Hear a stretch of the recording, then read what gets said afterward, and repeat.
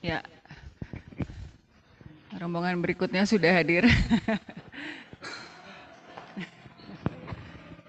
Ya baik, kita mulai saja ya. Ya, Assalamualaikum warahmatullahi wabarakatuh. Selamat siang semua. Ya, sudah hadir di tengah-tengah kita Bapak Andre Kuncoroyekti yang akan menjadi dosen tamu kita pada siang hari ini. Jadi mohon maaf ya, tadi sebenarnya tidak ada pengumuman resmi dari mata kuliah Kapital Selekta untuk memindahkan Anda, jadi ini ada miss ya. Jadi hari ini kita masih di 9021, tapi mulai minggu depan kita akan pindah ke RSG sampai akhir perkuliahan ya.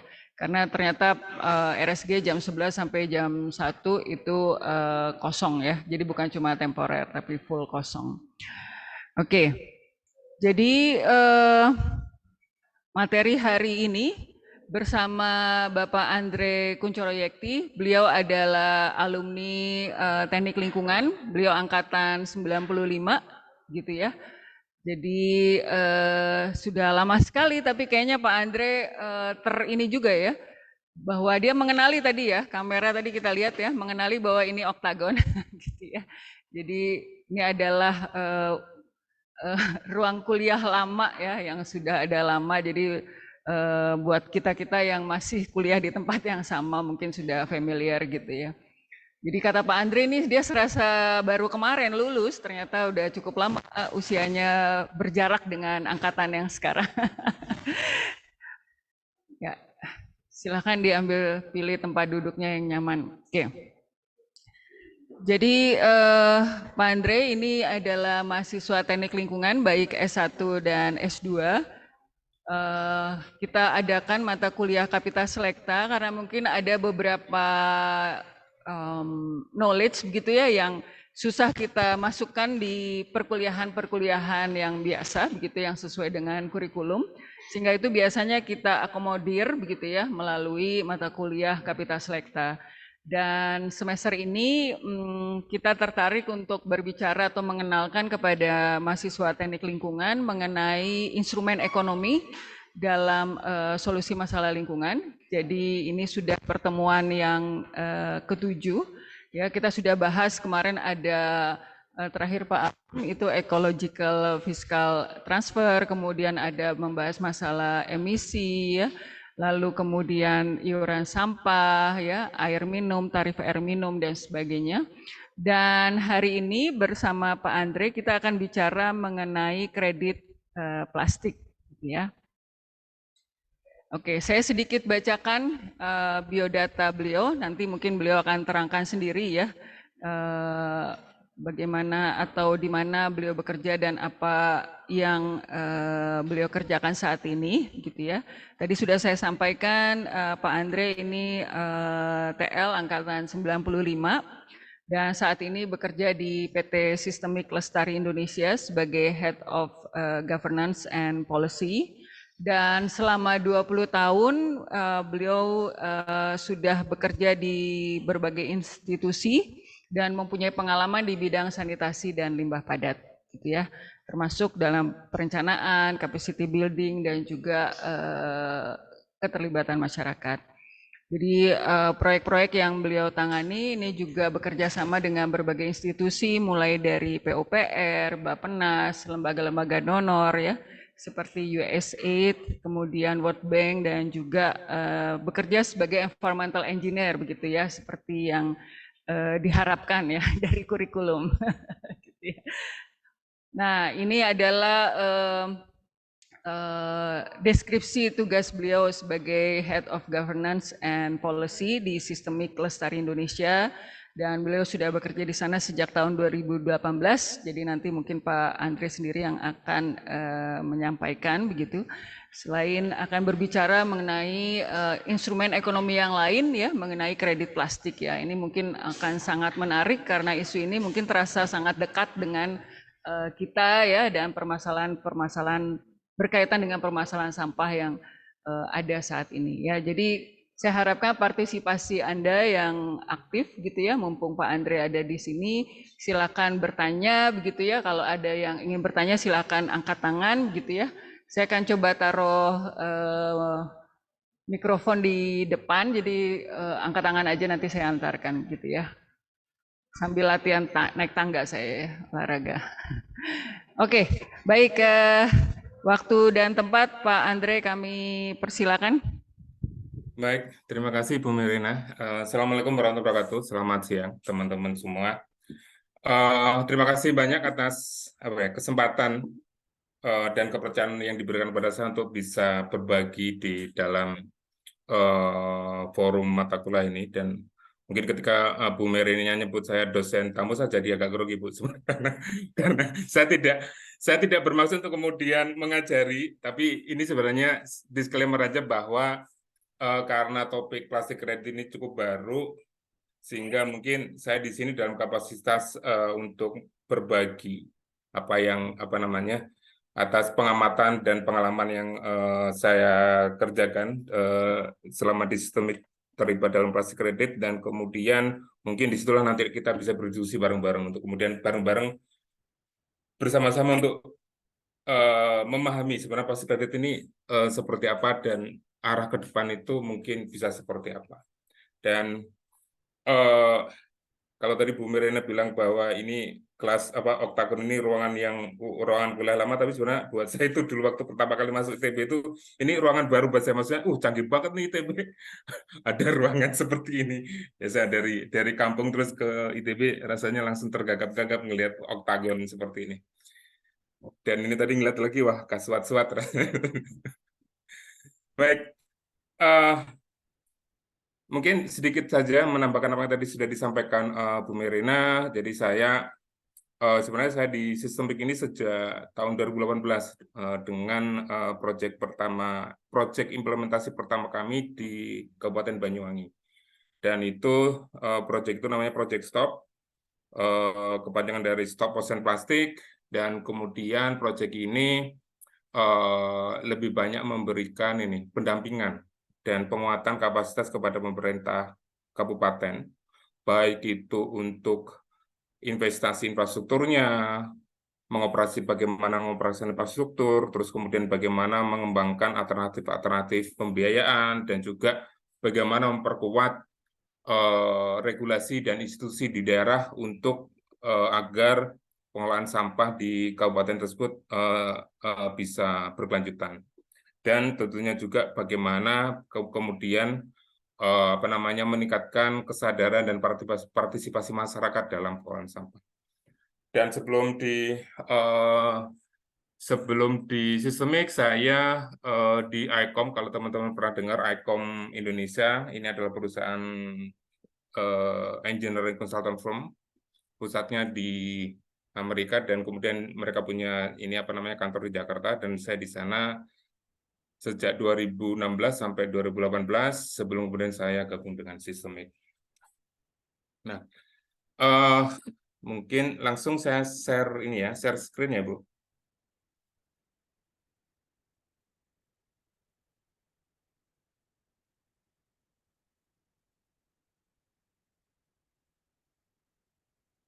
Baik, teman-teman semua, tadi mungkin menyambung tadi yang sudah disampaikan Bu Merina terkait berbagai alternatif skema pembiayaan untuk lingkungan. Nah, hari ini saya ingin berbagi tentang salah satu alternatif sumber pembiayaan untuk pengelolaan sampah, untuk pengembangan sistem pengelolaan sampah. Selain ada iuran sampah atau kemudian retribusi, terus ada skema-skema yang lain seperti EPR, Extended Producer Responsibility, dan lain. Ini adalah salah satu skema alternatif yang mulai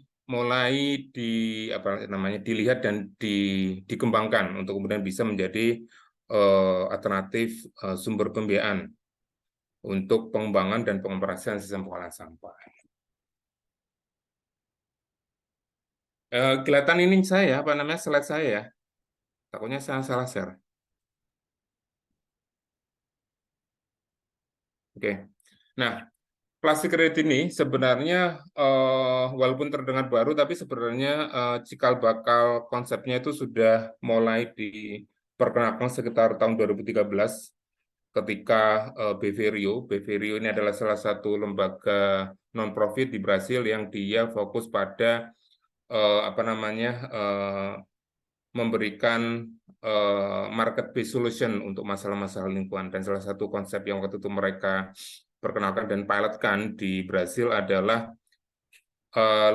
logistik kredit, di mana kemudian mereka mencoba untuk melakukan pengumpulan sampah dan melakukan akreditasi dan perhitungan terhadap sampah yang mereka kumpulkan. Dan kemudian ini berkembang terus, dan sampai kemudian di 2018-2019 sekumpulan organisasi non-profit, ada Beverio, ada Vera, dan beberapa lembaga penelitian kemudian juga bersama-sama mengembangkan konsep ini, dan kemudian juga mengembangkan program yang namanya 3R Initiative, Reduce, Reuse, and Recycle Initiative, yang kemudian itu menjadi standar pegangan mereka untuk kemudian mengimplementasikan plastik kredit. Nah, plastik kredit sendiri itu apa? Jadi sederhananya begini, plastik kredit ini adalah hasil dari perhitungan berapa sampah plastik yang berhasil dikumpulkan oleh sebuah entitas, oleh sebuah lembaga, oleh sebuah operator dari lingkungan, dan kemudian ada dua hal nih, ada ketika kita bicara plastik kredit, ada plastik recycling credit dan ada plastik collection credit. Nah, plastik collection credit ini adalah definisinya adalah setiap ton sampah plastik yang berhasil dikumpulkan oleh sebuah sistem pengumpulan sampah. Jadi ketika misalnya ada operator layanan sampah dan kemudian dia berhasil mengumpulkan 1 ton sampah plastik dari lingkungan untuk kemudian dikelola secara aman, tidak mencemari lingkungan, maka si operator tersebut akan dilakukan verifikasi dan disertifikasi untuk mendapatkan 1 kredit plastik. Itu konsepnya. Begitu halnya dengan plastik recycling credit. Nah, ini juga disebut sebagai plastik kredit juga, tapi jenisnya beda, di mana dia fokus pada berapa ton sampah plastik dari lingkungan yang berhasil didaur ulang. Dan ini biasanya menyasar teman-teman yang melakukan lembaga-lembaga yang melakukan kegiatan proses recycling. Gitu. Apakah itu menjadi plastik baru, atau kemudian ada proses cukup dilakukan reuse ataupun perubahan tidak secara kimia tapi secara fisik dari plastik tersebut sehingga bisa didaur ulang, itu kemudian termasuk dalam perhitungan plastik recycling credit. Nah, kredit-kredit ini kemudian untuk mendapatkan kredit-kredit ini, lembaga-lembaga yang terlibat, baik itu operator pengangkutan sampah ataupun pelaku recycling, itu akan dilakukan untuk bisa berhak mendapatkan sertifikat plastik kredit. Mereka harus dilakukan verifikasi dan validasi. Apakah kemudian pertama itu data yang mereka laporkan kepada verifikator itu benar apa enggak, valid atau tidak, kemudian benar enggak mereka ngumpulin sampah, benar enggak mereka sampah plastik, benar enggak mereka melakukan daur ulang sampah plastik, terus kemudian apakah operasi pengangkutan sampah ataupun daur ulang sampah plastik mereka itu aman secara lingkungan, memenuhi standar-standar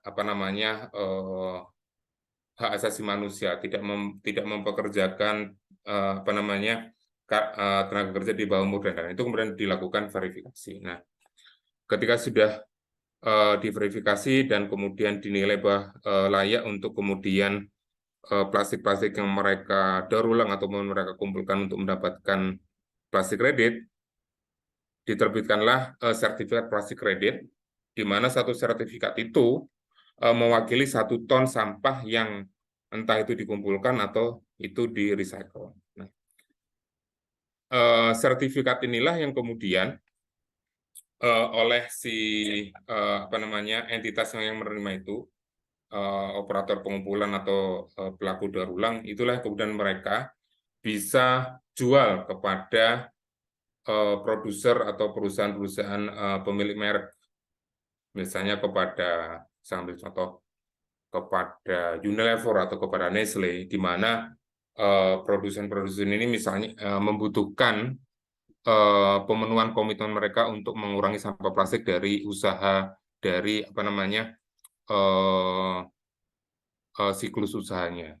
Misalnya contohnya ketika Unilever apa namanya atau Nestle mendeklarasikan komitmen mereka, saya akan mengurangi apa namanya 1 juta ton sampah plastik dari proses bisnis saya. Nah, di antara 1 juta komitmen dia itu 1 juta ton sampah plastik dari bisnis saya. Nah, di antara 1 juta ton sampah plastik yang dia komitmenkan itu bisa dia penuhi dari apa namanya plastik kredit ini.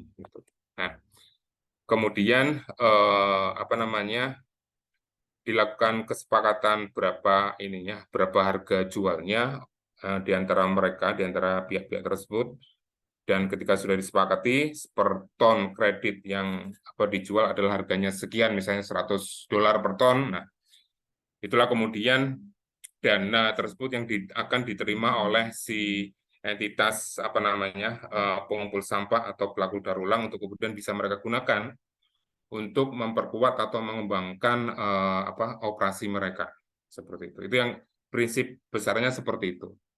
Itulah mengapa skema plastik kredit ini dilihat sebagai skema yang cukup potensial atau menjanjikan lah untuk kemudian bisa dikembangkan dan diterapkan untuk apa namanya membantu pembiayaan sistem pengolahan sampah, terutama khususnya di Indonesia. Karena salah satu isu penting dalam apa namanya mengapa sistem pengolahan sampah di Indonesia itu agak lama berkembang ininya cakupan layanannya adalah karena keterbatasan biaya untuk investasi maupun pengoperasian sistem pengolahan sampah secara apa namanya secara berkelanjutan. Nah, ini adalah apa namanya hierarki pengurangan sampah oleh produsen yang dikembangkan oleh 3R Initiative yang dimotori oleh Vera dan BP Rio dan kemudian dengan beberapa partner mereka ada Nestle, Tetra Pak, Danone dan lain-lain. Termasuk di sini kami dari Sistemik juga menjadi tim advisory dalam pengembangan konsep mereka ini. Nah, teman-teman lihat di sini di segitiga di piramida yang terbalik ini sebenarnya adalah hierarki yang harus dipegang oleh produsen dalam upaya mereka untuk melakukan mitigasi atau pencegahan atau pengurangan sampah. Nah, di piramid yang di paling atas, jadi ini adalah action within value chain ya. Jadi ini adalah langkah-langkah yang kemudian perlu dilakukan oleh produsen di dalam di dalam operasional bisnis mereka, baik dalam apa namanya memproduksi barang tersebut sampai kemudian menjual barang tersebut. Nah, prioritas utama yang harus dilakukan adalah melakukan redesign terhadap produk sehingga produk tersebut diproduksi dengan material yang lebih hemat, lebih sedikit, dan kemudian desain produknya adalah desain produk yang secara material maupun secara bentuknya bisa dengan mudah untuk didaur ulang atau diguna ulang. Seperti prinsipnya seperti itu. Jadi mungkin ini yang Kalau teman-teman pernah mendengar konsep design for environment, seperti inilah kemudian aplikasinya. Produsen harus melakukan desain produk sehingga produknya itu sendiri adalah produk yang bisa membantu kita untuk menjaga kualitas lingkungan karena produknya lebih hemat material, mudah di-recycle, mudah didaur ulang, dan mudah digunakan ulang. Nah, kemudian langkah yang berikutnya adalah meningkatkan kandungan recycled material di dalam produk-produk yang mereka produksi. Ini juga menjadi prioritas berikutnya yang harus dilakukan oleh produsen. Nah, kemudian produsen juga bisa melakukan upaya-upaya beyond value chain mereka untuk kemudian membantu upaya-upaya peningkatan collection rate dan recycling rate dari berbagai material, khususnya di sini kalau karena konteks kita adalah plastik, adalah untuk membantu meningkatkan collection rate dari sampah plastik yang sudah terlanjur ada di konsumen ataupun ada di lingkungan. Inilah kemudian yang bisa mereka lakukan adalah misalnya dengan memenuhi extended producer responsibility, di mana di situ ada skema-skema taking penarikan kembali produk yang sudah menjadi sampah di lingkungan dan lain-lain. Dan juga salah satunya adalah membeli plastik kredit atau memberikan pembiayaan kepada proyek-proyek plastik kredit. Ini yang kemudian letak dari plastik kredit di dalam hierarki pengurangan sampah oleh produsen ada di sini. Dan teman-teman bisa lihat ini adalah sebenarnya upaya yang dilihat sebagai prioritas terakhir dari produsen untuk kemudian melakukan upaya pengurangan sampah atau perlindungan lingkungan. Dan di dalam plastik kredit ini juga ada yang namanya additionality principle atau prinsip penambahan. Jadi maksudnya gini, sebuah proyek plastik kredit, sebuah kegiatan yang kemudian disertifikasikan untuk mendapatkan plastik kredit, itu diusahakan agar merupakan kegiatan yang bukan kegiatan business as usual, gitu. Jadi sebagai contoh, kalau kita melihat dari sektor persampahan ya. Nah, ketika kita bicara sampah plastik itu kan sampah plastik ada berbagai jenis. Ada sampah plastik PET, ada botol-botol PET yang kemudian itu sekarang ini sudah banyak dikumpulkan oleh pemulung atau oleh operator sampah, dan plastik-plastik tersebut sudah memiliki pasar yang cukup bagus sebenarnya pasarnya. Nah, tapi di antara sampah-sampah plastik tersebut ada sampah-sampah plastik yang selama ini tidak diambil oleh pemulung atau oleh siapapun karena pertama, sampah plastik tersebut tidak ada nilainya karena tidak ada teknologi yang bisa merecycle sampah tersebut dengan ekonomis. Terus kemudian ada material-material plastik yang memang tidak ada harganya sama sekali atau rendah, nilai pasarnya rendah, sehingga kalau untuk dikumpulkan effortnya terlalu tinggi dan jadinya tidak ekonomis. Nah, penerapan additional principle di sini adalah bagaimana kemudian sebuah kegiatan atau proyek yang disertifikasi dengan plastik kredit ini difokuskan untuk bisa mengambil material-material plastik atau sampah plastik yang tidak ada nilainya atau sama sekali atau nilainya rendah, yang selama ini menyebabkan sampah-sampah tersebut tidak ada pasarnya dan tidak ada yang mau ngambil. Nah, itulah kemudian salah satu contoh additionality principle di sini. Jadi upaya untuk kemudian prinsip bahwa plastik kredit ini harus digunakan untuk meningkatkan ini apa namanya collection rate dari sampah plastik. Gitu. Sampah yang selama ini tidak diambil karena dianggap terlalu rendah value-nya, diberikan value tambahan melalui plastik kredit ini sehingga kemudian apa namanya bisa memberikan insentif kepada pihak-pihak operator-operator untuk kemudian mengumpulkannya karena sekarang ada nilai tambahan buat apa namanya ini sampah plastik tersebut. Nah, ini sebagai gambaran saja teman-teman, ini adalah lembaga-lembaga yang terlibat di dalam plastik kredit, jenis-jenis lembaganya, dan siapa saja, atau bisa kita katakan ini adalah ekosistem plastik kredit yang sekarang ini sedang berkembang. Ada yang namanya penerbit standar dan apa namanya penerbit standar dan registrasi plastik kredit. Inilah lembaga-lembaga yang melakukan akreditasi, melakukan penerbitan terhadap plastik kredit yang didaftarkan. Jadi misalnya ada operatoran sampah untuk kemudian dia ingin mendapatkan plastik collection kredit, dia mendaftarnya ke apa namanya ke lembaga-lembaga ini. Dan sekarang ini salah satu lembaga yang cukup prominen atau cukup apa istilahnya diakui dan cukup terkenal untuk kemudian dipercaya untuk menerbitkan plastik kredit, salah satunya adalah Vera yang saat ini kami juga sedang bekerja sama dengan mereka untuk uji coba plastik kredit di Project Stop. Nah, kemudian ada yang namanya lembaga-lembaga validasi dan verifikasi. Inilah lembaga-lembaga yang ditunjuk oleh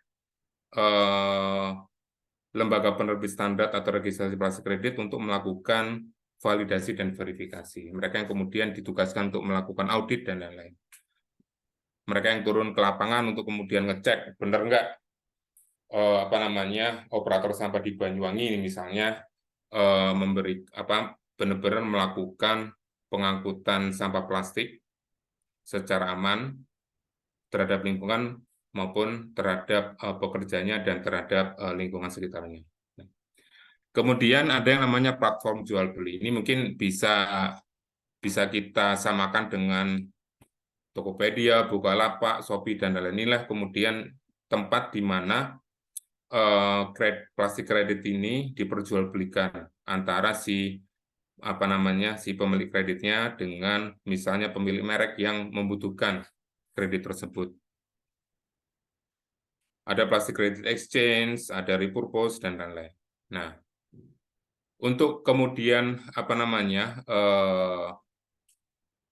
memberikan dukungan terhadap ekosistem ini, ada yang namanya lembaga-lembaga broker dan penyedia jasa aplikasi pendukung.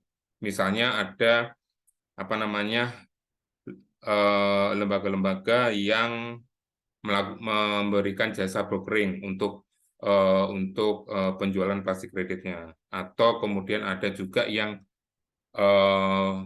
organisasi atau perusahaan yang memberikan jasa pengembangan aplikasi untuk monitoring atau pelacakan terhadap proses pengumpulan ataupun pencatatan sampah plastik dari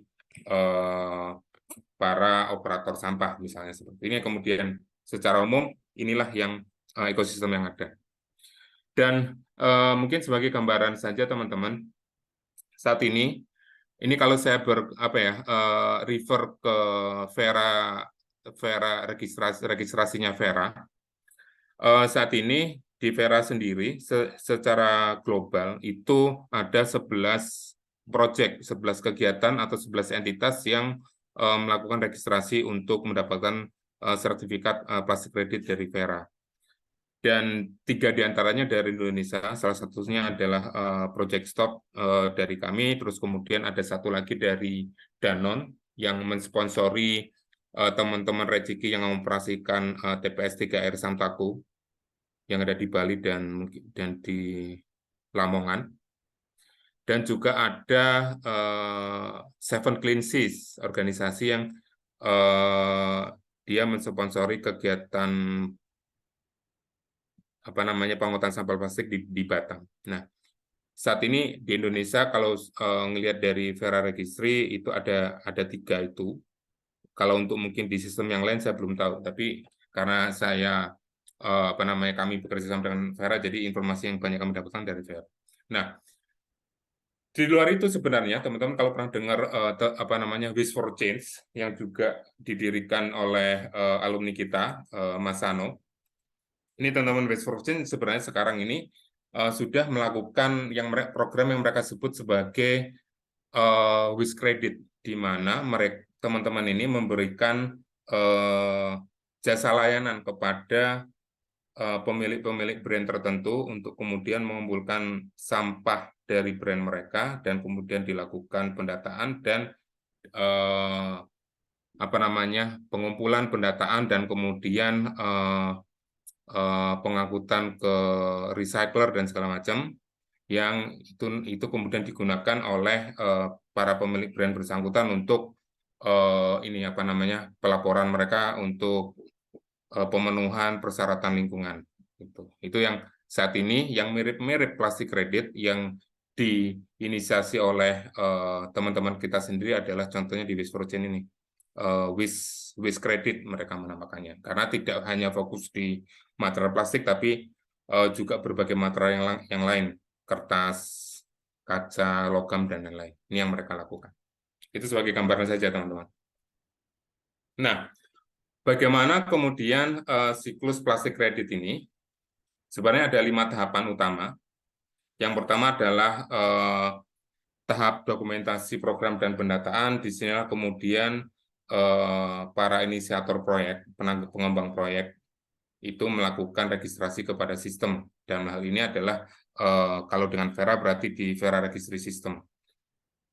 Dan setelah mereka melakukan registrasi dan memberikan data-data atau dokumen yang diperlukan, pihak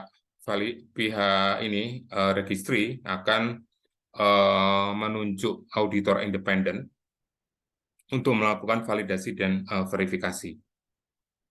Di sini kemudian berbagai informasi terkait sistem pengumpulan sampah plastik atau recycling sampah plastik itu dikumpulkan. Dan kemudian ketika sudah divalidasi dan kemudian dinyatakan ya ini valid dan memang benar sistemnya seperti ini dan estimasi tonase sampah plastik yang dikumpulkan adalah sekian dan tonase sampah plastik yang di dalam setahun yang di-recycle sekian, itu kemudian dilakukanlah proses monitoring dan verifikasi kegiatan. Jadi registrasi, kemudian validasi dan verifikasi, terus kemudian ini untuk menentukan baseline dan lain-lain, menentukan baseline dan menentukan target collection, plastik collection dan plastik recycling sampai 1 tahun atau 2 tahun ke depan tergantung jangka waktu yang disepakati antara si pengembang proyek dengan Vera-nya sendiri. Nah, tahap berikutnya setelah ada baseline itu dan kemudian target, dilakukanlah rangkaian kegiatan monitoring dan verifikasi kegiatan.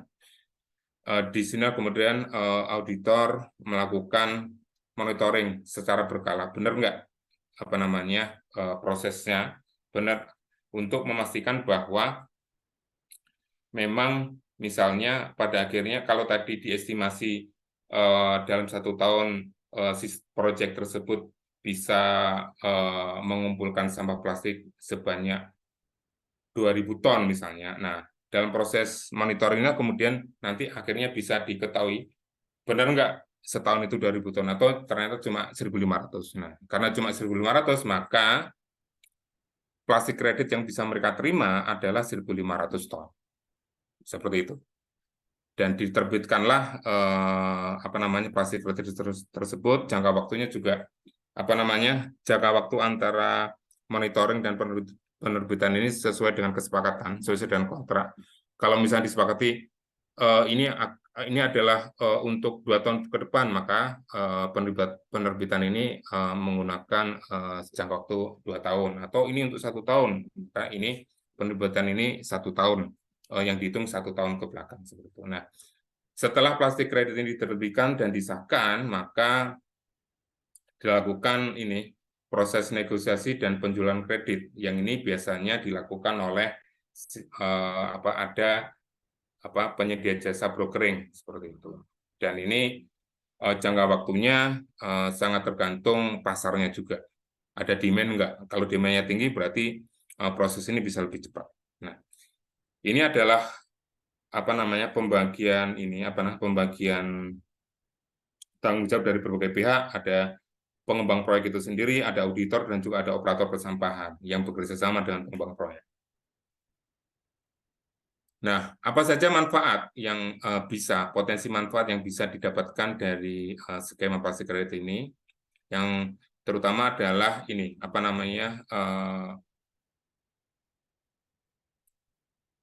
kemudahan atau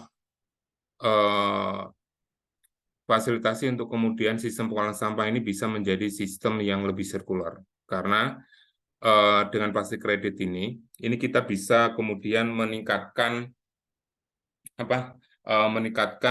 jenis dan jumlah sampah plastik yang bisa dikumpulkan. Dan kemudian dana yang didapatkan dari plastik kredit ini bisa digunakan untuk peningkatan infrastruktur persampahan atau juga digunakan untuk melakukan berbagai inovasi baru untuk pengolahan sampah. Terus kemudian yang kedua adalah yang sangat penting adalah peningkatan transparansi dan kredibilitas pengolahan sampah. Karena di dalam proses plastik kredit ini, data dan informasi itu diverifikasi dan divalidasi dengan sangat ketat. Kenapa? Karena plastik kredit ini sebenarnya adalah pada hakikatnya ini bukan bisnis yang bukan bisnis yang memperdagangkan barang secara fisik, tapi ini adalah kegiatan yang memperdagangkan data, sehingga data itu harus dijamin sebagai data yang valid dan bisa dipertanggungjawabkan. Makanya kemudian sistem verifikasinya sangat ketat. Nah, dengan cara seperti ini akan sangat membantu peningkatan kualitas data-data dan transparansi data-data sistem persampahan kita. Karena sebagai gambaran saja teman-teman, selama ini ketika kita misalnya bicara diskusi dengan teman-teman operator sampah di tingkat masyarakat, entah itu berupa kelompok swadaya masyarakat atau badan usaha milik desa, kalau kita tanya mereka berapa sampah ini aja neraca massa, mereka pasti nggak tahu. Jadi kita tanya berapa sih sampah yang masuk dan yang berapa persen yang berhasil dipilah dan kemudian bisa dijual atau didaur ulang, itu banyak yang tidak punya catatannya gitu. Atau sehingga kemudian itu sangat menyulitkan misalnya pemerintah untuk benar-benar mengukur kinerja pengolahan sampah di sebuah kota atau sebuah kabupaten. Nah, ini yang kemudian dengan adanya skema seperti ini akan sangat membantu aspek transparansi dan kredibilitas data. Terus kemudian karena dalam skema plastik kredit ini harus dipastikan bahwa semua pihak, semua pemangku kepentingan itu yang kira-kira akan terkena dampak dari pengolahan sampah atau punya kepentingan dalam pengolahan sampah itu mendapatkan kesempatan untuk memberikan pendapat atau kemudian menyampaikan pandangan dalam proses ini. Ini sangat penting karena ada yang namanya ini teman-teman. Ketika kita ditanya ini sebenarnya plastik kredit ini akan menjadi milik siapa? Apakah menjadi miliknya pemerintah daerah atau pemerintah kabupaten atau menjadi miliknya si operator layanan sampah atau menjadi miliknya misalnya lembaga-lembaga seperti contohnya Sistemik ini yang kemudian mensponsori sebuah proyek di sebuah kota. Nah, di sini kemudian dilakukan diskusi dan penyepakatan. Ini sebenarnya siapa yang berhak mendapatkan klaim terhadap plastik kredit ini. Nah, sehingga disinilah pelibatan berbagai pemangku kepentingan dan pengelola sampah itu bisa terjadi, bisa dioptimalkan, bisa ditingkatkan, dan kemudian berbagai aspirasi terkait sistem pengelolaan sampah itu sendiri dari berbagai stakeholder yang bermacam-macam kepentingannya itu bisa kemudian diakomodasi atau kemudian menjadi input pada pengembangan berikutnya. Terus kemudian manfaat bersama. Jadi gini, karena plastik kredit ini ditujukan untuk bisa memberikan nilai tambahan untuk sampah-sampah yang selama ini tidak bernilai, sehingga ini bisa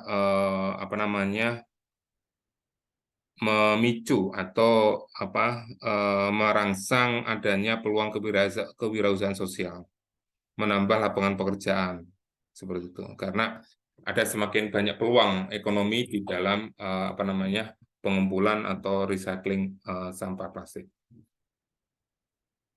Nah, ini saya sedikit memberikan gambaran saja untuk kemudian memperjelas poin saya tadi tentang prinsip additionality. Jadi teman-teman, berdasarkan ketika kami memulai Project Stop di Banyuwangi 2018, kami melakukan studi komposisi sampah secara umum.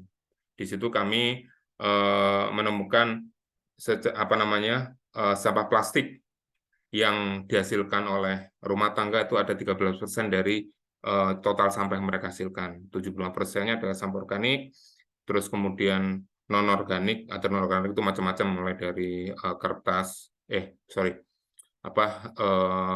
kaca, logam, dan lain-lain.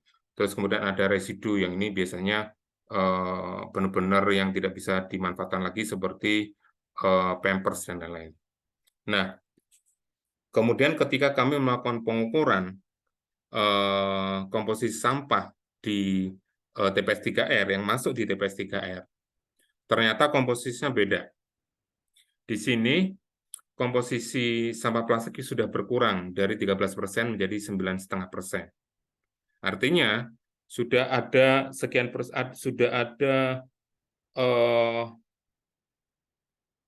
2,5% sampah plastik yang sebenarnya sudah terambil, tidak masuk ke dalam TPS 3R.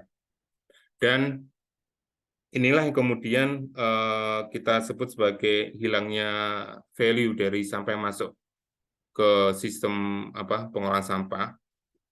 Dan sampah-sampah yang plastik yang masuk itu ternyata adalah 99,5% ini adalah sampah-sampah plastik yang nilainya rendah. Gitu. Nah, disinilah kemudian menjadi target plastik kredit agar sampah-sampah plastik yang bernilai rendah ini bisa terangkut karena ada nilai ekonominya sekarang.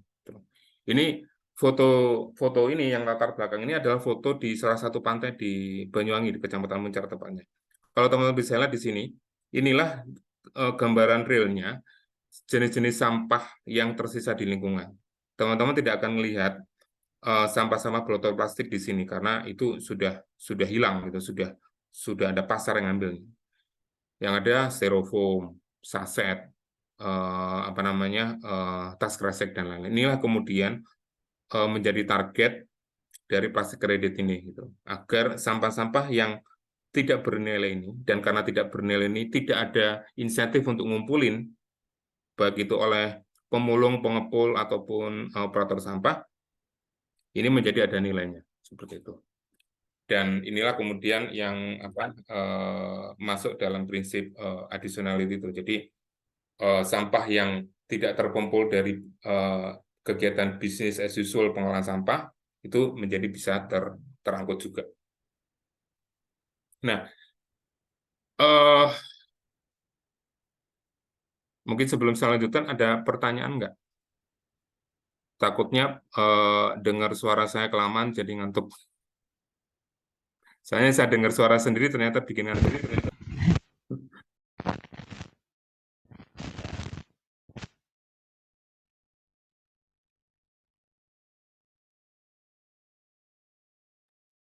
Kalau nggak ada, saya lanjutkan. jeleknya.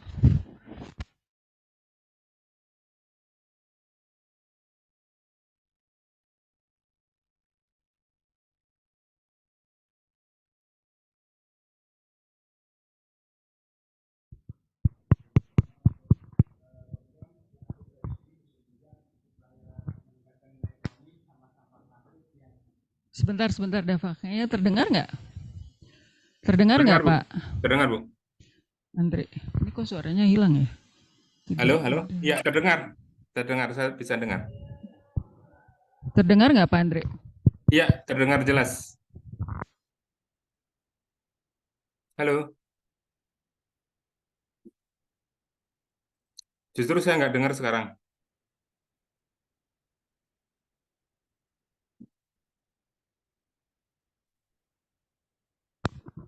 Pak Andre?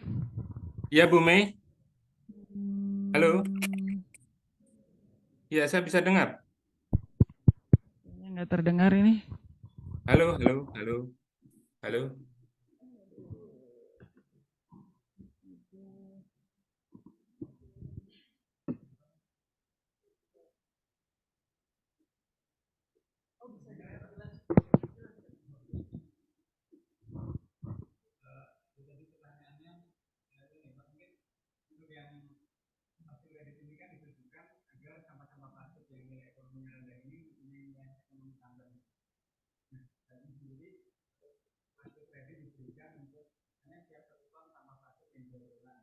Mohon maaf, mikrofonnya suaranya jauh sekali ya.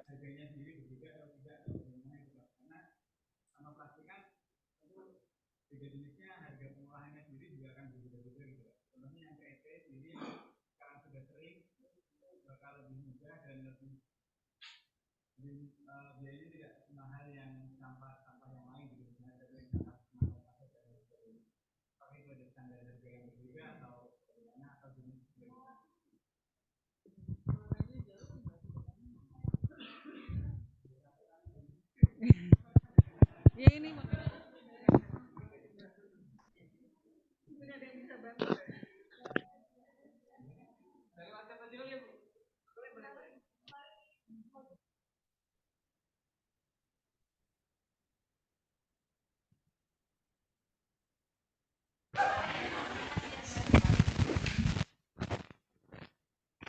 Cek cek.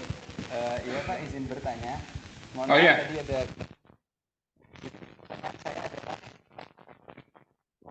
kemeresek suaranya. kan nilai ekonomi sampah plastik yang nilai ekonominya rendah. Misalnya maksudnya seperti kalau PET kan sudah ada nilai ekonominya, sudah sering didaur ulang. Nah kalau misalnya Ya, kalau sampah plastik seperti kemasan saset dan lain sebagainya itu apakah nilai kreditnya nanti berbeda ataukah ada harga standar yang berbeda atau bagaimana?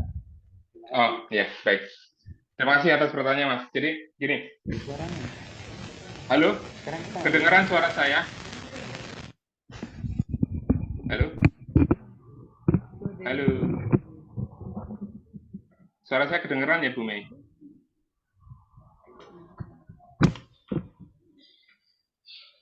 Halo? Iya. Jadi gini, Mas. Oh ya, saya bisa dengar sendiri suara saya bergema. Jadi begini, apa namanya? Eh, plastik kredit ini harganya ditentukan oleh pasar. Jadi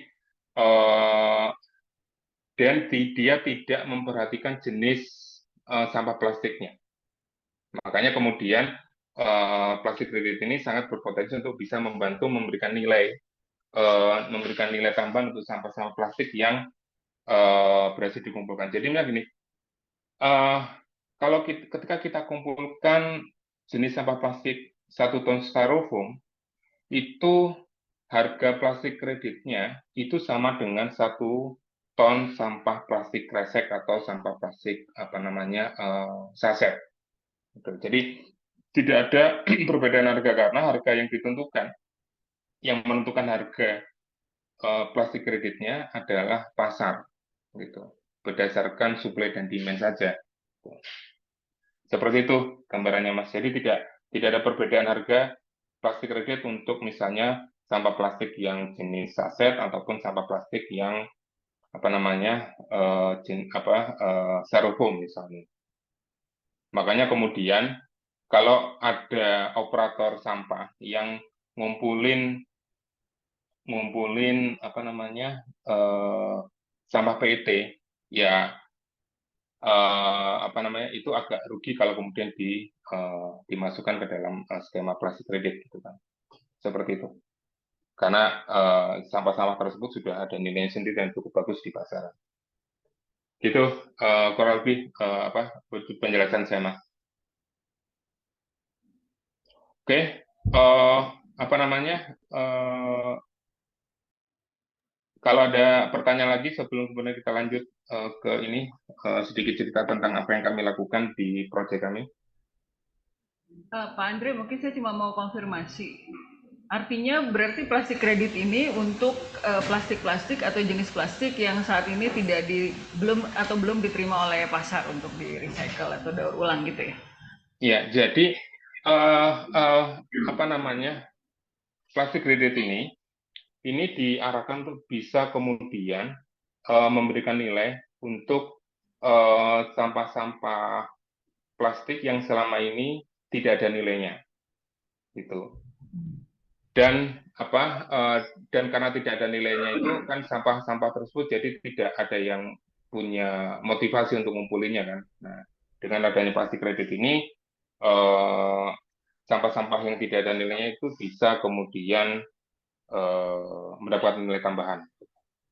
Walaupun misalnya gini, karena sekarang belum ada teknologi yang cukup ekonomis untuk bisa merecycle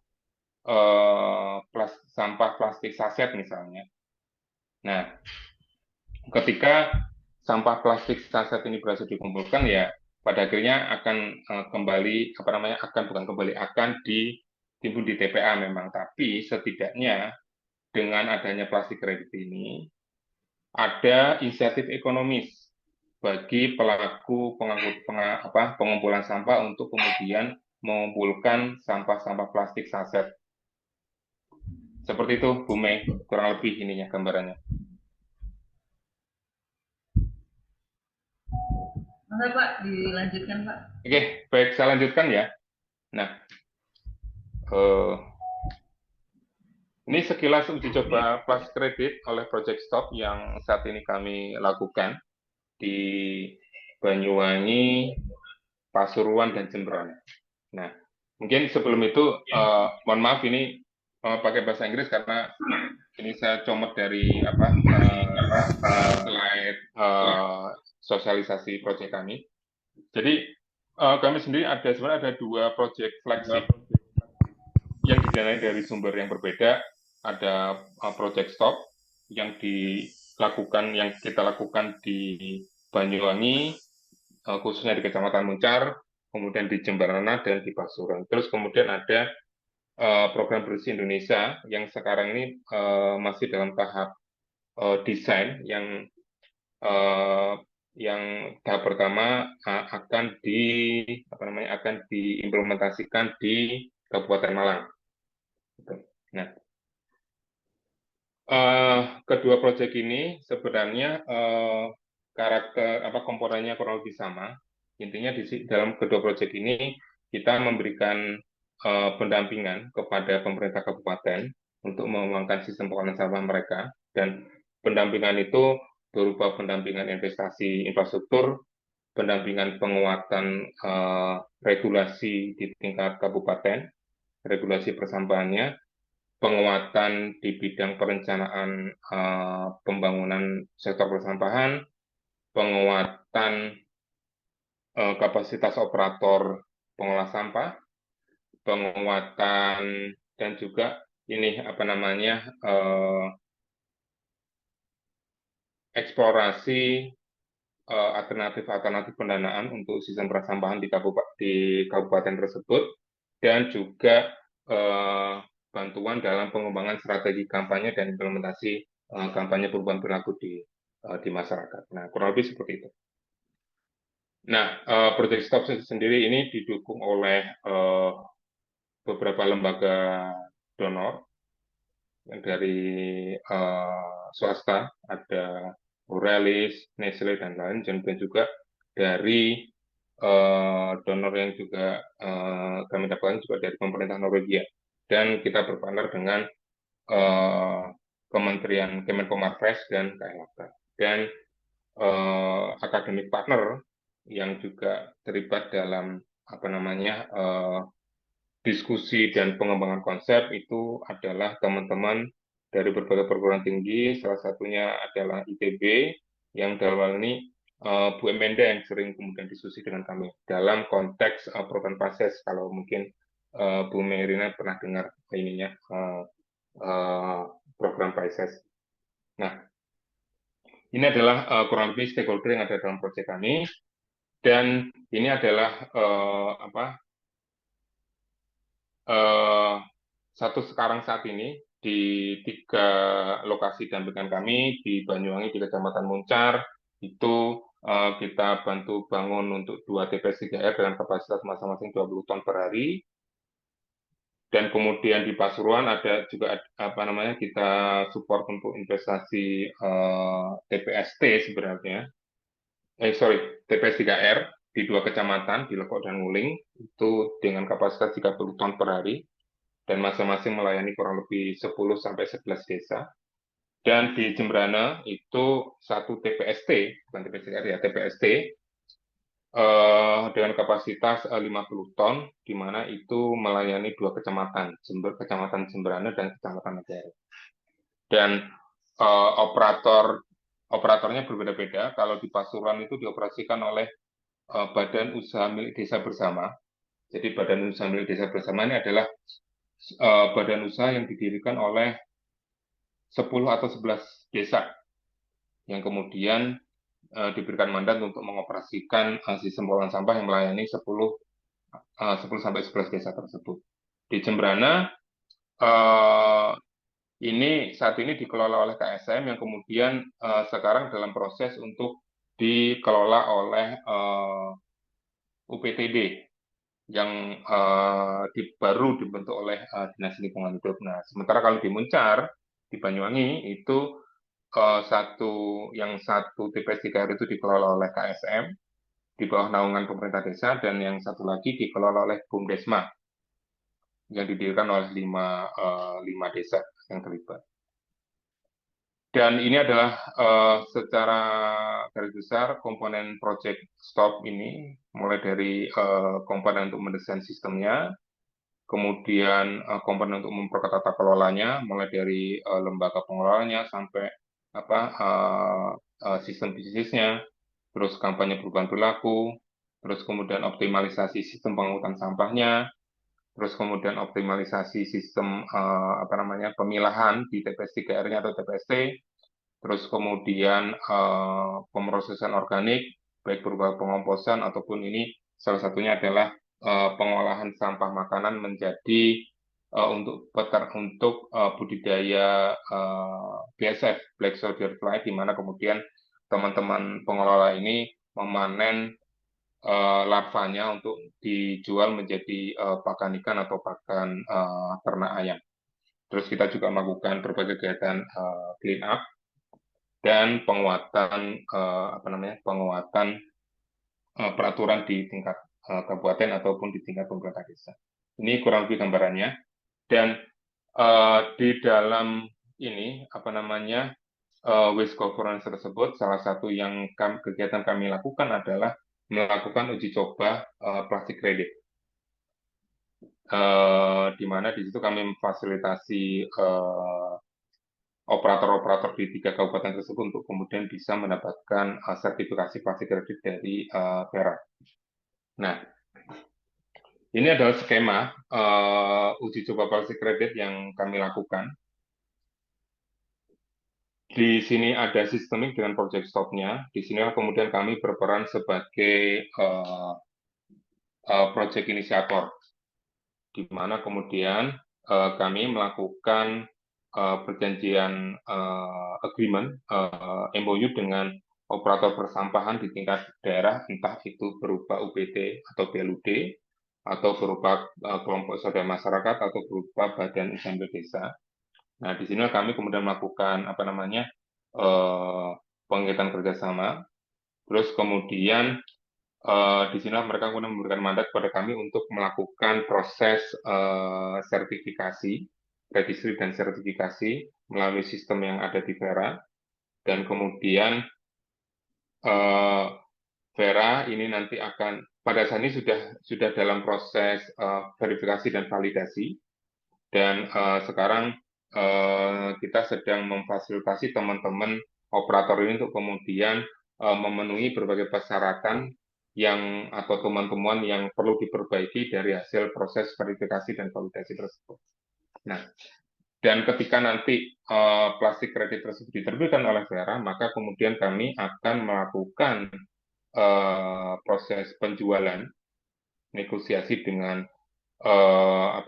dengan pihak-pihak yang berkepentingan terhadap plastik kredit, misalnya pemilik merek dan lain-lain. Dan kemudian berdasarkan perjanjian kerjasama dengan operator persampahan tersebut, hasil dari penjualan plastik kredit tersebut akan digunakan untuk investasi aset-aset persampahan atau infrastruktur yang baru yang nanti akan digunakan oleh si operator ini. Misalnya dari hasil penjualan plastik kredit tersebut nanti akan disepakati bahwa akan digunakan untuk membeli armada truk yang baru seperti itu, atau membeli atau membangun fasilitas TPS 3R yang baru untuk bisa memperluas jangkauan layanan. Itulah kemudian saat ini sedang kami lakukan. Nah, dan karena proses registrasi dan verifikasi plastik kredit ini memerlukan biaya, dan teman-teman operator ini tidak mampu untuk kemudian menyediakan biaya tersebut. Nah, salah satu tugas dari sistemik adalah menanggung resiko biaya tersebut. Jadi biaya registrasi dan lain-lain ini biaya yang kami cover di muka, dan nanti ketika kita sudah mendapatkan dana dari hasil penjualan plastik kredit tersebut, setelah dipotong oleh biaya yang kami keluarkan untuk melakukan registrasi dan lain-lain,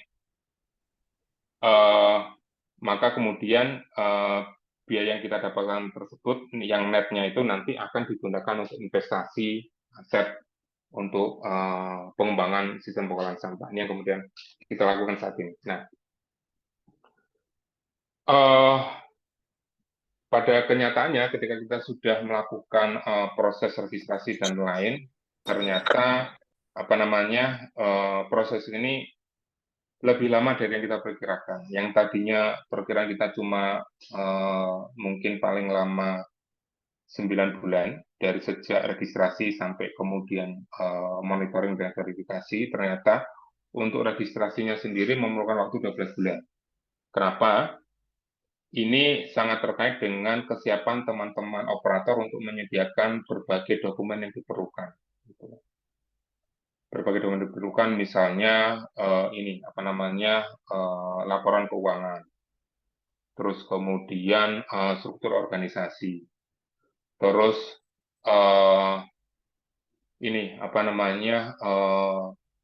bukti bahwa pekerja yang ada di TPS 3R itu digaji dengan standar gaji yang layak dan memiliki jaminan asuransi kesehatan. Itu hal tersebut yang kemudian menyebabkan agak lama proses pemenuhan dokumennya. Karena misalnya salah satu contohnya, ternyata teman-teman karyawan ini belum pada daftar BPJS. Nah, itu perlu dilakukan pendaftaran BPJS dulu untuk kemudian bisa kita lakukan registrasi ke dalam sistem Vera seperti itu. Dan saat ini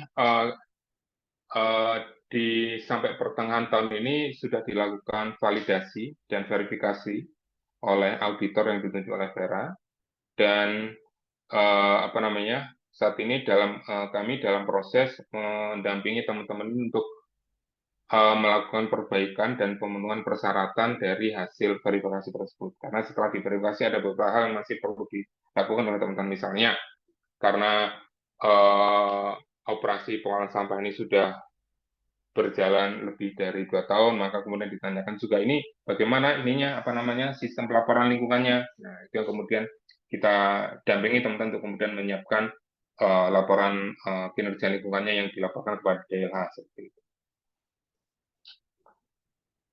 Harapannya nanti mudah-mudahan semua persyaratan itu bisa terpenuhi sehingga kemudian bisa mulai dilakukan monitoring dan verifikasi mulai tahun depan. Nah, ini adalah beberapa contoh data dan informasi yang diperlukan dalam proses verifikasi kartu kredit. Ini terkait dengan operasional kegiatan pengangkutan bahan pengolahan sampah, mulai dari aset, kondisi asetnya, memiliki aset apa saja, terus kemudian apakah sudah ada SOP, bagaimana kemudian keamanan aktivitas pengangkutan sampahnya, apakah benar teman-teman operator ini sudah memiliki sistem pengangkutan sampah yang terpilah. Jadi ketika rumah tangga itu masyarakat sudah melakukan pemilihan di rumah tangganya, apakah armada untuk pengangkutan sampah ini memfasilitasi pemilihan sampah tersebut. Terus kemudian bagaimana ini aspek K3-nya, apakah operator ini tertib melakukan para pengendara, para pengangkut ini tertib memenuhi standar keamanan berkendara, menggunakan helm dalam berkendara dan lain itu kemudian juga dicek oleh auditor. Terus kemudian operasional sendiri, bagaimana sistem pencatatannya sekarang, bagaimana kemudian pertama dilihat ada nggak sih neraca massa untuk sampahnya, berapa sampah masuk, berapa sampah keluar, berapa sampah yang kemudian bisa direcover, dan kemudian sistem pencatatannya seperti apa, dan lain-lain. Ini kemudian diukur juga. Ada ini daftar pembelinya seperti apa, dan kemudian kondisi ketenagakerjaannya, apakah ada, jangan sampai ada misalnya pekerja di bawah umur, di bawah 18 tahun juga menjadi salah satu penilaian juga. Ini juga sempat ada kejadian di mana kemudian bahkan teman-teman operator ini baru nyadar bahwa ada salah satu karyawannya yang masih 16 tahun gitu loh. Karena ketika daftar dia nggak ngaku kalau umurnya masih 16 tahun. Dan itu kemudian terpaksa dia diberhentikan dan kemudian mereka melakukan perawatan. Itu juga hal seperti yang terjadi ketika dalam proses auditing. Dan juga dilihat bagaimana transparansi dari proses pengolahan sampah ini, bagaimana keterlibatan berbagai stakeholder. Si auditor ini akan melihat apakah sudah dilakukan konsultasi dengan berbagai stakeholder yang ada, apakah aspirasi mereka juga dipertimbangkan, gitu. Dan bagaimana misalnya perjanjian kerjasamanya antara sistemik dan operator sampah yang ada, seperti apa perjanjian kerjasamanya, dan bagaimana keterlibatan pemerintah daerah di sini, gitu. Karena ini juga untuk menjamin bahwa tidak ada dispute ke depan nanti. Itu yang kemudian juga dilihat di sini. Nah, ini sebagai gambaran saja teman-teman, ketika kemudian dari hasil data-data audit tersebut, kemudian kita lakukan estimasi jumlah kredit yang akan diaudit. Ini contoh dari TPST Jemberana. Dari historical data 2021 sampai 2022 ada sekitar hampir 1.800 ton sampah plastik yang punya potensi untuk disertifikasi. Nah, ini nanti masih akan dilihat apakah benar dari hasil nanti proses monitoring dan verifikasi, apakah benar 1.790 sekian ton itu benar-benar bisa disertifikasi atau enggak, karena akan sangat tergantung pemenuhan persyaratan dari teman-teman operator ini. Nah, di sini teman-teman lihat ini karena fokus dari teman-teman TPST ini adalah mengejar plastik collection credit, bukan plastik recycling credit, maka dihitung nih sampah plastik yang berhasil mereka kumpulkan dan bisa mereka pilah dan mereka jual, dan berapa plastik yang mereka kirim ke TPA. Nah, plastik yang mereka kirim ke TPA ini juga dihitung dalam masih eligible lah untuk kemudian dihitung dalam plastik collection credit. Nah, tapi kalau kemudian kita bicara tentang plastik recycling credit, teman-teman TPST ini tidak akan bisa memenuhinya karena memang tidak ada kegiatan atau proses recycling plastik di sana. Jadi makanya fokusnya adalah di plastik collection credit, bukan plastik recycling credit. Dan dengan perkiraan harga pasar plastik kredit antara 150 sampai 400 dolar per kreditnya, maka diperkirakan kalau semua semua sampah plastik yang berhasil dikumpulkan ini mendapatkan sertifikasi, maka diperkirakan teman-teman operator TPST Jemberana ini bisa mendapatkan 2,8 miliar yang nanti sudah disepakati nanti akan digunakan untuk investasi truk dan tricycle roda 3 untuk menambah kapasitas armada pengangkutan mereka.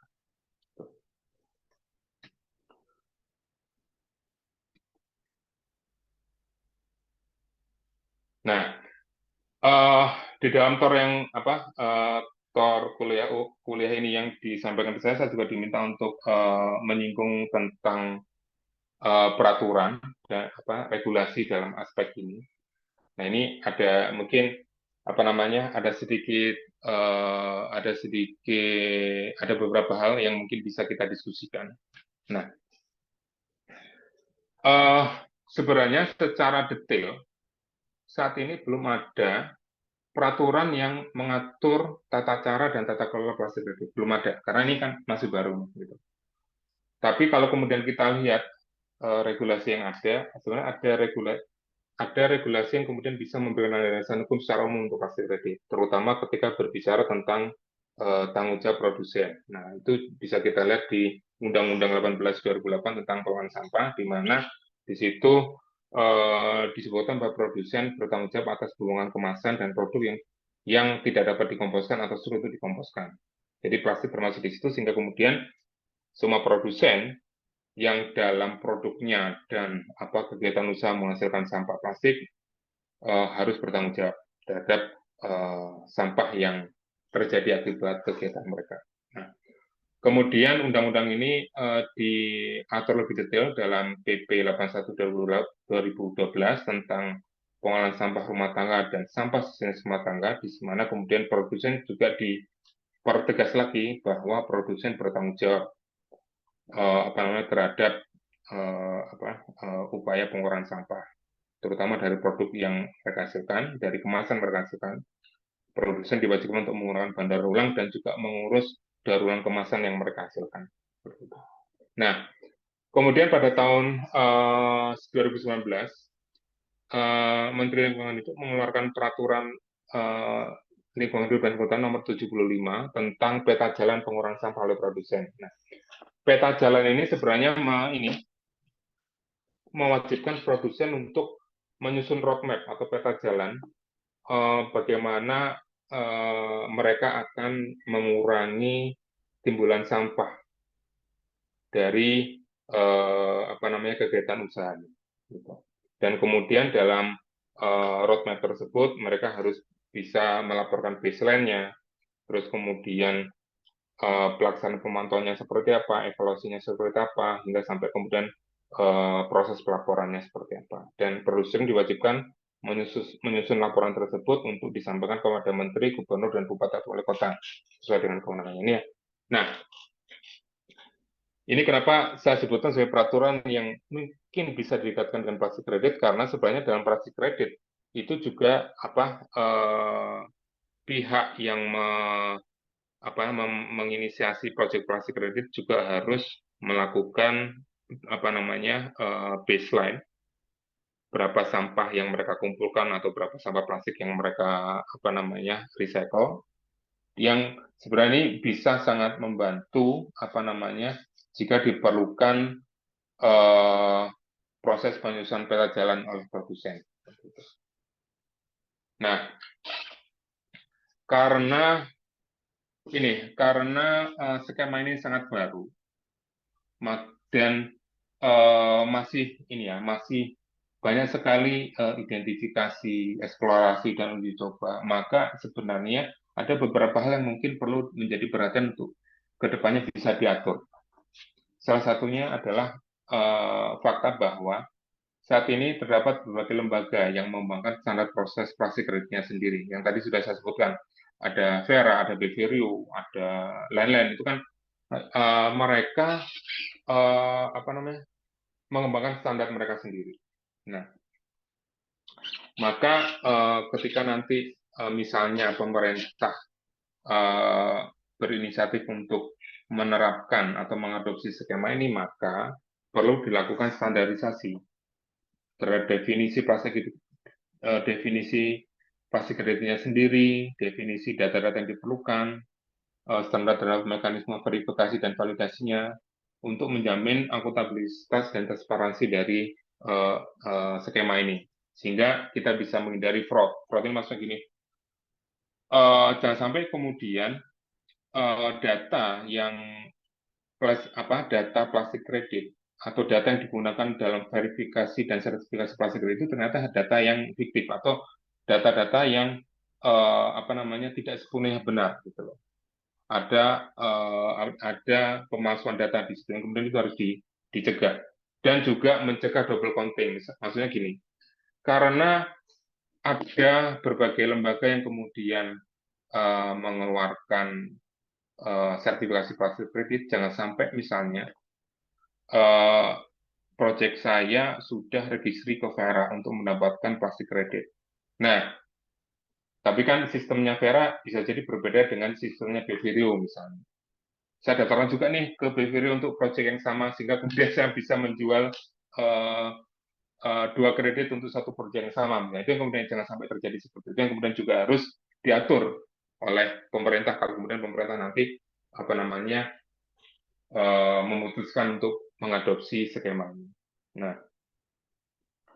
selain itu juga kriteria kegiatan pengumpulan sampah plastik, terutama untuk plastik collection kredit itu juga masih cukup longgar. Jadi sehingga perlu dipertimbangkan untuk mengatur atau menetapkan kriteria dan kegiatan yang dapat disertifikasi plastik kredit.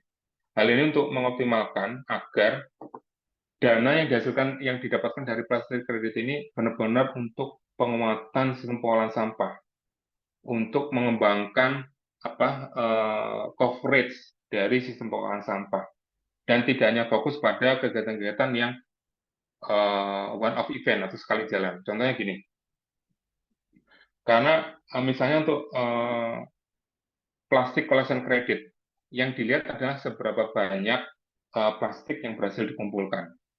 Nah, saat ini dia tidak membedakan apakah plastik yang dikumpulkan itu dari hasil kegiatan pengangkutan sampah oleh operator, atau dari hasil kegiatan misalnya bis clean up yang cuma dilakukan misalnya setahun sekali. Nah, dia tidak membedakan itu, sehingga kemudian perlu ada semacam penyepakatan atau kemudian peraturan pemerintah untuk kemudian misalnya plastik collection credit ini diprioritaskan untuk sistem pengangkutan sampah yang reguler, sehingga untuk menghindari misalnya semua dana plastik kredit ini akhirnya jangan sampai terfokus hanya kegiatan-kegiatan yang one off event gitu. Karena pada prakteknya kegiatan-kegiatan one off event itu adalah kegiatan-kegiatan yang jauh lebih mudah dan lebih praktis dibandingkan kegiatan pengoperasian sistem pengangkutan sampah secara reguler. Gitu. Namun dampak jangka panjangnya itu justru lebih sustainable untuk lebih sustainable kegiatan-kegiatan pengangkutan sampah yang reguler dibandingkan kegiatan-kegiatan event seperti bis clean up dan lain-lain. Itu yang kemudian perlu menjadi pertimbangan untuk bisa diatur. Nah, kemudian juga ini terkait dengan Peraturan Menteri Lingkungan Hidup Nomor 75 2019. Perlu juga ada pertimbangan agar plastik kredit ini dapat diakomodasi dalam proses pemenuhan kewajiban produsen dalam penyusunan tata jalan pengelolaan sampah, di mana kemudian sistem pengukuran baseline-nya, monitoring, skema monitoring, dan lain itu bisa diadopsi di sini. Jadi, apa namanya, kalau kemudian ada produsen yang misalnya dia membeli plastik kredit dari sebuah operator sampah. Nah, itu bagaimana agar apa namanya kegiatan yang disertifikasi dalam kredit tersebut bisa menjadi input dari apa namanya peta jalan yang disusun oleh si produsen ini. Terus kemudian teman-teman saat ini selain plastik kredit itu kan juga sedang dikembangkan skema-skema yang lain seperti extended producer responsibility khususnya untuk packaging ya, untuk kemasan. Dan juga mungkin kalau teman-teman pernah dengar sekitar 1 atau 2 tahun yang lalu itu ada apa namanya rencana untuk pengenaan cukai plastik untuk beberapa produk kemasan plastik, terutama untuk yang minuman berkadar gula dan lain. Itu yang kemudian ini juga perlu diatur agar implementasi plastik kredit ini bisa sinergi dengan skema yang saat ini sedang atau akan dikembangkan, terutama untuk mencegah double charge. Jadi jika misalnya gini, jika ada produsen sudah membeli plastik kredit, nah, dan kemudian dia misalnya akan dikenakan cukai plastik.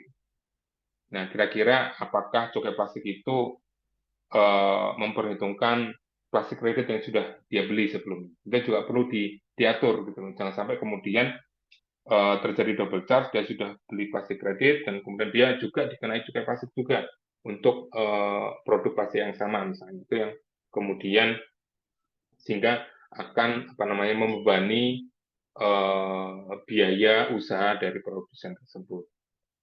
Dan kemudian ketika diterapkan IPR dan plastik kredit juga perlu dipertimbangkan kira-kira dalam sistem pengelolaan sampah itu mana yang diprioritaskan dibiayai dari IPR dan mana yang diprioritaskan dari dibayar dari plastik kredit, sehingga kemudian kedua sumber skema pembiayaan ini bisa saling memperkuat untuk kemudian meningkatkan cakupan pengelolaan sampah di Indonesia. Mungkin itu teman-teman yang bisa saya sampaikan, bisa saya bagi untuk kemudian menjadi bahan diskusi kita bersama-sama. Saya kembalikan kepada Bu Merina. Terima kasih. Assalamualaikum warahmatullahi wabarakatuh.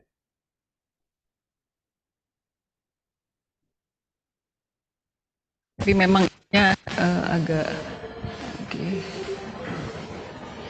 Ya, ininya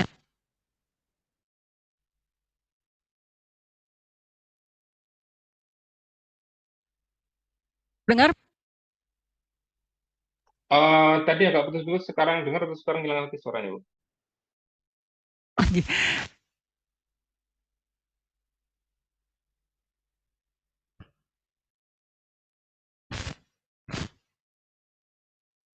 Kemeresek mikrofonnya sepertinya. Ya, oke. Ya, mungkin kalau pakai mikrofon yang sana mungkin lebih jelas sekali. Mungkin ada pertanyaan? Sekarang udah jelasnya. Ya, karena kata Pak Nugi walaupun tidak terdengar di ini tapi masuk ke Pak. Ada pertanyaan di sini?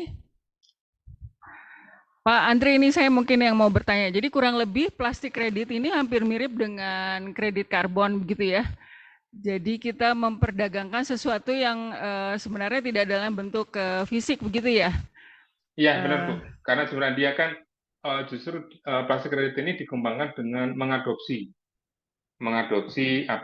konsep karbon kredit gitu kan. Itu cuma karena bedanya adalah kalau karbon kredit ini kan karbon ini adalah barang yang tidak terlihat oleh mata ya Bu ya. Walaupun ada ya, tapi barang yang tidak terlihat oleh mata. Nah, tapi kalau plastik ini kan bisa terlihat dengan mudah oleh mata sehingga kemudian proses verifikasi dan validasinya bisa lebih diharapkan bisa lebih mudah dibandingkan dengan carbon credit. Mungkin itu aja bedanya.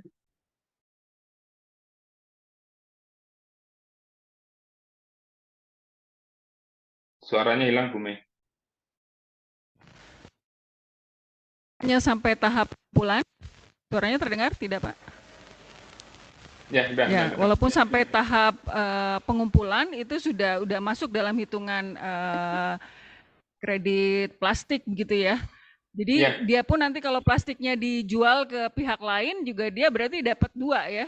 Plastiknya ya, dijual seharga materialnya dan kemudian dapat juga dari kredit ya, Pak. ya, ya betul, Bu. Jadi plastik kredit ini tidak mempengaruhi kepemilikan fisik dari sampah plastiknya. Jadi ketika operator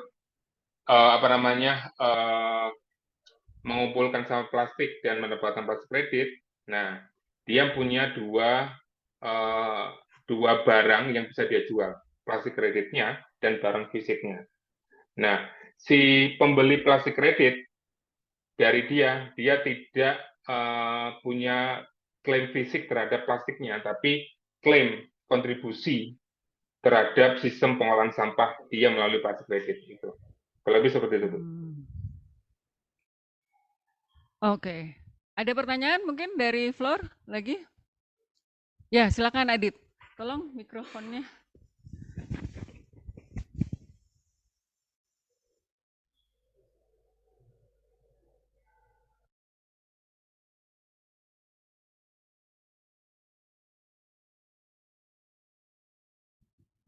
Tes tes. Ya, bisa kedengeran, Mas. Oh iya, sebelumnya perkenalkan Pak, nama saya Aditya dari TL21. Mau bertanya, kan plastik itu kan kalau udah di masyarakat kan berbagai macamnya gitu ya, maksudnya kayak kalau udah dibuang itu mau dari merek manapun gitu itu tercampur. Terus kayak tadi kan terus dijual ke pemilik mereknya itu sendiri. Nah, itu yang dikasih ke pemilik merek itu apakah harus jenis sampah merek itu saja atau misalnya yang udah tercampur-campur juga akan diterima oleh pemilik merek tersebut? Mungkin begitu saja sih, Pak. Ya, oke. Ya, Mas. Jadi gini, plastik kredit ini, jadi 1 ton sampah yang dikumpulkan atau 1 ton sampah yang didaur ulang itu dia tidak peduli dengan jenis plastiknya dan merek dari plastik tersebut. Sehingga kemudian misalnya kalau Unilever itu membeli plastik kredit dari proyek saya, nah itu dia tidak akan peduli apakah plastik yang dikumpulkan dan mendapatkan kredit itu mereknya dari Unilever atau dari Nestle, dia nggak akan peduli. Karena yang penting dia sudah bisa membeli klaim plastik kredit tersebut, di mana makna dari dia membeli plastik kredit adalah dia sudah melakukan upaya pengurangan sampah plastik dari lingkungan. Itu yang dia kejar gitu. Oh, saya beli 1.000 plastik kredit dari Project Store.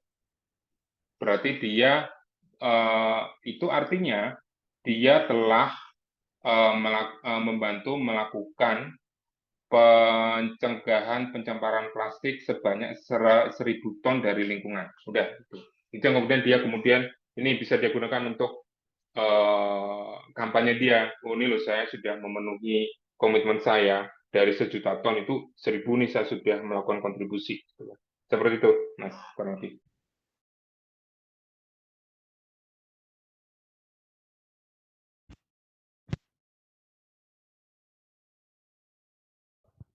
Sudah terjawab. Terima kasih banyak, Pak. Lagi ya. Kan yang di belakang bisa dibantu. Mikrofonnya pindahkan ke belakang.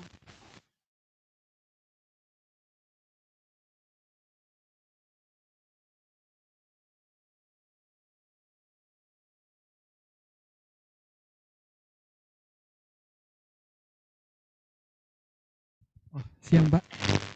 Apakah terdengar suara saya? Iya, iya, Mas. Silakan. Ya baik, sebelumnya terima kasih Pak atas paparannya. Perkenalkan saya Malik dari Magister S2 Teknik Lingkungan. Ingin tanya Pak, tadi terkait plastik kredit ini ada 2 jenis ya Pak, plastik collection dan juga plastik recycling. Nah, dalam proses plastik recycling ini yang dimaksud dengan daur ulang ini apa saja ya Pak? Apakah hanya sekedar mengumpulkan lalu memilah dan menjual ke industri daur ulang atau bagaimana Pak? Dan terkait Sorry, ini keputus Mas suaranya hilang. Tadi kemeresek terus hilang di beberapa detik terakhir.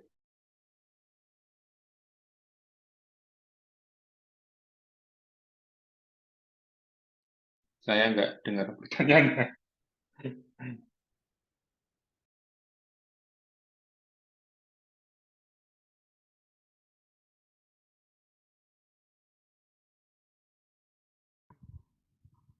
Ya, selamat siang Pak.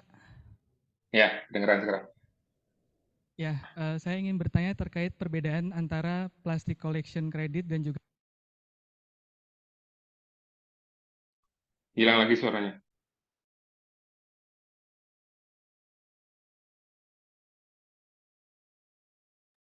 Intinya pertanyaan adalah perbedaan antara plastic collection credit dengan plastic recycling credit dan kemudian apa yang kemudian dikategorikan oleh sebagai kegiatan recycling plastik gitu ya, yang bisa dimasukkan ke dalam plastic recycling credit. Jadi ini, plastic collection credit sudah jelas itu adalah seberapa banyak sampah plastik yang berhasil diangkut, dikumpulkan, sehingga plastik-plastik tersebut tidak sampai mencemari lingkungan. Sehingga kemudian nasib dari sampah plastik yang dikumpulkan itu nasib akhirnya yang penting dijamin tidak akan mencemari lingkungan, maka dia operator tersebut, entitas tersebut berhak mendapatkan plastic collection credit. Jadi misalnya dia kumpulkan, kemudian dia buang ke TPA, karena TPA ini diasumsikan masih alternatif yang lebih baik daripada dibuang ke lingkungan, maka si operator ini berhak untuk mengklaim plastik kredit dari plastik kredit. Nah, kemudian ketika si operator ini menjual plastiknya kepada pabrik recycle plastik, dia tidak berhak untuk mengklaim plastik recycling kredit karena bukan dia yang melakukan kegiatan recycling. Gitu. Tapi yang berhak mengklaim plastik recycling kredit adalah si pelaku recycling ini. Gitu. Ini yang kemudian dihitung dalam plastik recycling kredit. Nah, recycling ini seperti apa itu ya bisa dengan teknologi yang dia miliki. Jadi tidak sekedar, mohon maaf, tadi mungkin saya ada poin yang agak misleading, tidak sekedar reuse ya, tapi recycling. Jadi kemudian ada proses daur ulang, ada proses entah fisik atau entah kimia yang kemudian merubah karakter sampah plastik tadi menjadi lebih bernilai, itu yang kemudian dikategorikan recycling. Gitu. Entah itu dijadikan bahan baku plastik lagi atau menjadi produk yang lain, misalnya ada tuh yang pernah saya lihat adalah recycler yang kemudian dia mencampur sampah saset dengan plastik-plastik yang yang kaku untuk dirubah menjadi hanger hanger baju seperti itu, kemudian itu juga bisa dihitung menjadi plastik recycling credit. Itu kurang lebih penjelasannya, Mas. Oke. Ya, terima kasih Pak Andre. Rasanya sudah cukup jelas ya. Ini suaranya memang hilang-hilang timbul. Mungkin bisa